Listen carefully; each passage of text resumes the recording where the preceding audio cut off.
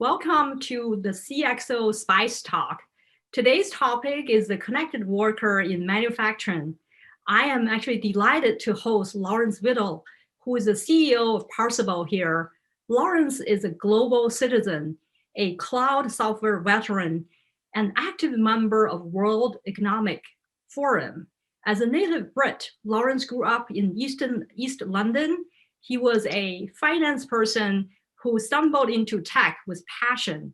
Lawrence was instrumental to two successful IPOs, Model N and Central Software, and also led the Profit Logic successful exit to Oracle.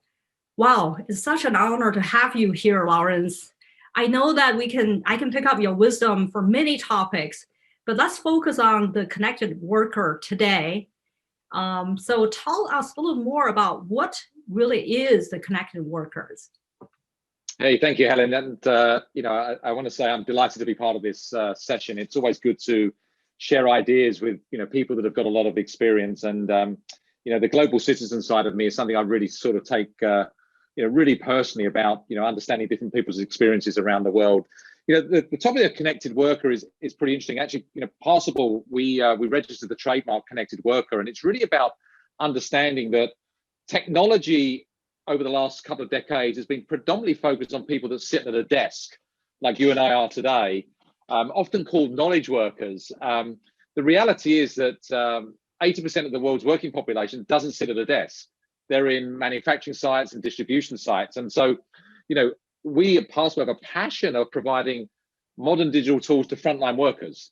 And what the connected worker platform really is about is how do you literally connect these deskless workers with their colleagues, with subject matter expertise, with data, and with systems so that they can operate in a symbiotic way, in the same way that most desk workers have been operating for the last couple of decades. So it's really just about moving the technology that's been supplied to other people now into frontline work. Wow, that's a very profound definition, right? I'm glad you mentioned that. So why does manufacturer need to really invest, improve the frontline workers' experience, right? And there's a saying that would frontline workers eventually get replaced by robotics or AI anyway? Yeah, no, it's a great question. And, if I think about, icons in the technology world like Elon Musk, who's been driving an amazing amount of automation throughout the last decade, he made a famous statement about 2 years ago where he said, underestimate humans at your peril. And the reality is that people don't quite understand that there's something really challenging going on in the world, which is there is only a shortage of people. So there is not enough automation that's ever going to take place that will eliminate the need for humans. And despite obviously the challenging pandemic, the industrial world has an existential risk brewing, which is that by 2025, so less than 5 years, 75% of the working population is going to be millennials. So most of the workers that have got this like 20, 30-year experience in industrial world are baby boomers. You don't need to be a math expert, they're retiring. And there is already a predicted shortage of several million workers despite automation. So you've got this brain drain, or as it's called, a gray tsunami going on. You've got this demand for workers. The average Generation Z that's coming into the workforce doesn't really want to work for an industrial company. And so you've got this really interesting dynamic where there's an existential risk of work, and work is changing. So if you think about automation, if you go into an Amazon warehouse, you won't see anyone with a broom because you don't have a robot doing that, but you'll see lots of humans doing very, very middle skilled and often more skilled work. They need to be enabled with technology to do this. So you've got this existential risk of people retiring, and then the challenge is to hire them. And by the way, no longer will people stay in any job for 15, 20 years. They're going to stay for a couple of years. So you've got to figure some way to attract these workers in, to make them feel fulfilled, to improve their experiences, and then keep a way of how do you retain them in business. So that's really what it's about, is this existential risk of people retiring and the need to augment humans in frontline work. Mm-hmm. I like that, right? I watched some of the blogs that you wrote, and then also the speech that you've given totally aligned with your vision on that. And then what is the most urgent issues that manufacturing is currently facing, in your opinion? Yeah, so I think this this subject is really close to my heart in terms of what the work I'm doing with the World Economic Forum. So again, I don't want to talk about the pandemic, but the pre-pandemic times, the Davos meeting, which is the annual WF meeting, typically take place in January. There were two mega themes in 2020. The first one is sustainability, or under the overarching umbrella of ESG. You know, the world has voted. The world needs to be more respectful around the ESG subject, which includes sustainability. And obviously, sustainability is a big focus for the industrial world. The second big theme is the future of work, which is we need to change the way we think about frontline work. They're retiring, you're going to have a shortage, and you need to start really putting the worker central to your focus. So you've got these two mega trends, ESG, sustainability, and humans. And guess what? They're both very, very tightly linked. You've got to have companies operating in a way more responsible world, and you've got to start treating frontline workers in a way that's really a lot more respectful, which includes the way you compensate them and the type of solutions, how you treat safety. And those two things are tightly integrated. So it's really ESG and the future of work are the two big challenges. That's music to my ears, right? As I'm a firm believer in growth always thrives at the intersection of technology and humanity. So I will leave the ESG topic in the later. I'll ask you that question, but let's talk about, has the dynamic really changed the way manufacturers view technology and digital, right? I know that you work with a lot of larger ones for over a century, and many of which are your customers today. And do you think that dynamic ever changed their view on technology or digital? So you have to sort of look at the industrial world on multiple dimensions. You have to look at it from types of vertical markets. You have to look at it from geographic locations, and then you have to look at it from the company culture. So what we see is very, very different adoption rates of digital technology for frontline workers.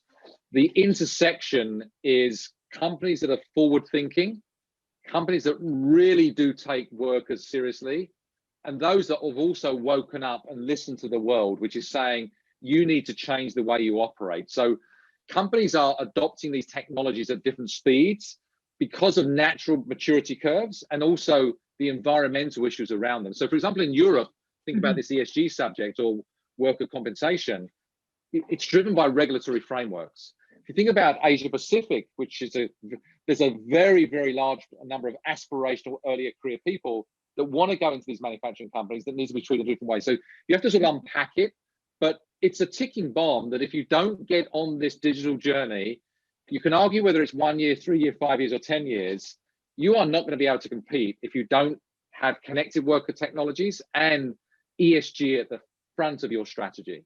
Yeah, that's actually a great segue to our next question, to my next question.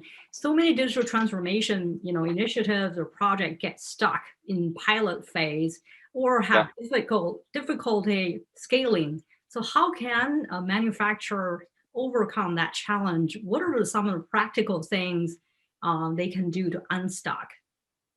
Yeah, so I think it's a great question. So in the context of the industrial world, there's this term called Industry 4.0, which is sort of the umbrella term for digitizing in the industrial world. The problem is it's such a big subject, and you'll hear AI, you'll hear machine learning, you'll hear robotics.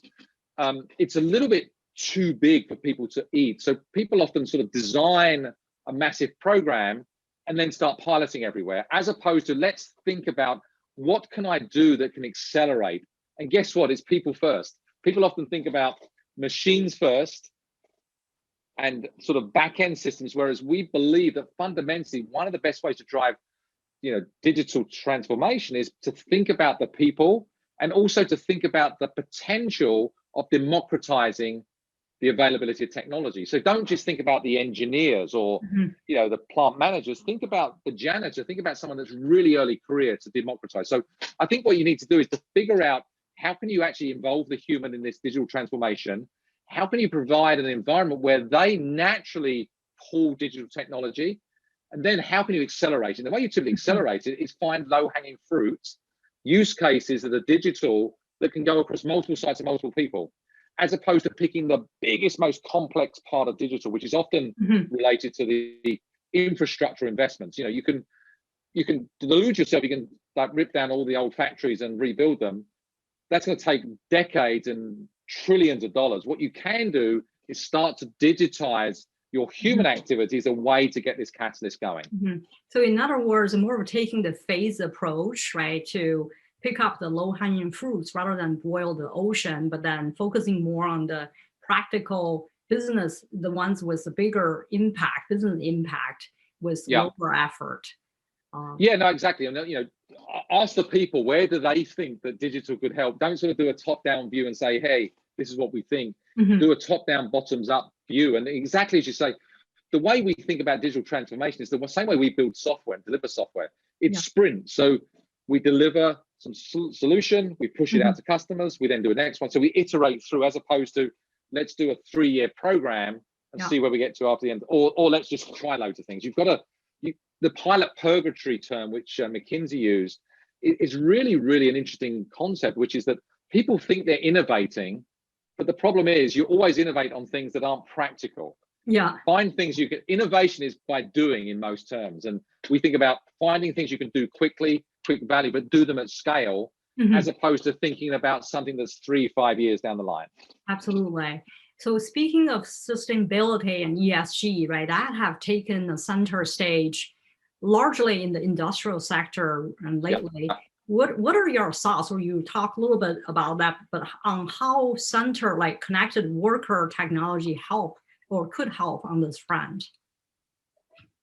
Yeah, so again, it's one of these really, really interesting areas where there's sort of low-hanging fruit. So if you think about ESG, a lot of it's around having a regulatory framework where you can ensure that people are doing things in the right way. So if you sort of translate that into one of the biggest issues in sustainability, for example, under the ESG banner, which is, you know, wastage or energy consumption. One of the benefits of digital is you can push to people digital standard operating procedures that tell them, before you leave the office, please switch off the lights, please shut the windows and give me digital evidence you've done it. So the benefit of digital is that you make it quite easy for people to adhere to the process, as opposed to just asking them or telling them to adhere to the process. So connected worker can really help on things around sustainability, around safety, around wastage, around energy consumption, by providing this sort of digital framework for people to adhere to without them having to do paperwork or send stuff to headquarters. So think again about safety, around quality, anything to do with the efficiency of the manufacturing operation, by definition, drives these ESG objectives. Wow, that's just a great suggestion, right? So what does the future hold for Parsable? Where do you see the evolution of the connected worker and connected work? Yeah, so I think it's sort of a crystal ball question. You know, we're in a very, very, very big market. You know, the industrial world is the biggest market left to digitize. As I mentioned at the start, 80% of the world's working population is this market. So what we basically want to do is to genuinely see if there's a way to drive operational efficiency that improves the financial performance of companies without compromising ESG initiatives, and also genuinely supporting what is our mission, which is to improve the lives and experiences of frontline workers. So we really want to see if we can not just think about the commercial outcomes, which of course I am a commercial business, but see if we can really facilitate a way that people don't debate whether you should give someone an email address. I want people to get to a point where, why would you possibly have any frontline worker executing work without a modern digital tool? So we really sort of want to democratize this. And our challenge is really about market maturity. It's around, you know, the companies are adopting now, adopting at scale.